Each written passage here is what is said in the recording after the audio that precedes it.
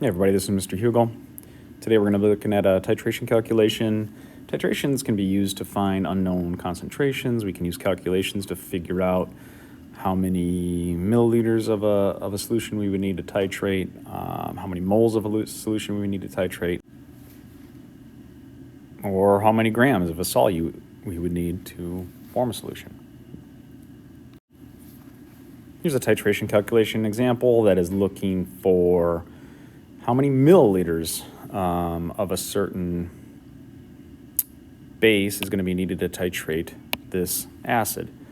So it says how many milliliters. But it starts out just like any other titration calculation. We first need a balanced reaction. We need a balanced reaction so we can use some stoichiometry. We're going to put a 2 there. We're going to put a 1 there. We're going to put a 2 there. We're going to put a 1 there. Now that reaction is balanced. So let's read this. We read this problem, figure out what we need to do. Determine how many milliliters of 0.250 molar calcium hydroxide must be added to titrate 46 milliliters of 0.400 molar chloric acid solution. We need to first always determine what is our standard. What is the standard or the titrant? And it is the solution that we know basically two things about. We know a total milliliters and we know a molarity of our standard, which happens to be, in this situation, our chloric acid. So we're going to turn that information into moles of our standard. So we're going to use the general molarity equation. Molarity equals moles divided by liters. But if we want to solve for moles, we're going to say that moles are equivalent to the molarity times the liters.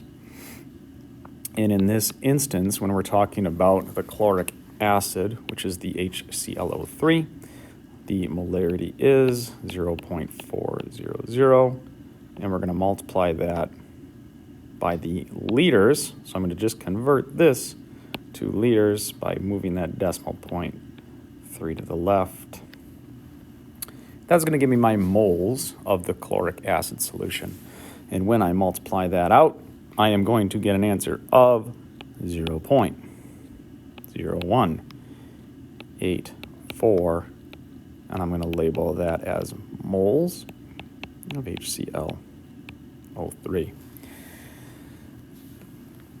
Well, if I'm looking for how many milliliters of the calcium hydroxide, I need to compare the molar relationship using dimensional analysis and convert moles of chloric acid to moles of calcium hydroxide using the balanced equation. So according to my balanced equation, 2 moles of HClO3 will react completely with 1 mole of our calcium hydroxide. So when I just divide this by 2, I get an answer of 0.00920, and I have now changed the unit to moles of calcium hydroxide. If I have moles of calcium hydroxide and I have a concentration, I can now use this formula to solve for liters. So I will make my formula say liters is equivalent to moles divided by molarity. And I'm just going to plug in the information that I know. I know my moles are 0.00920. And I know my molarity, 0.250. When I do the math there, I will get an answer of 0.0368 liters, milliliters. Why are milliliters? Because we always use milliliters in the lab. Not always, but predominantly we are using milliliters in the lab.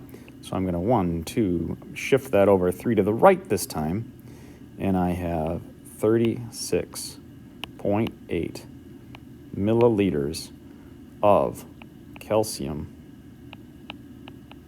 hydroxide.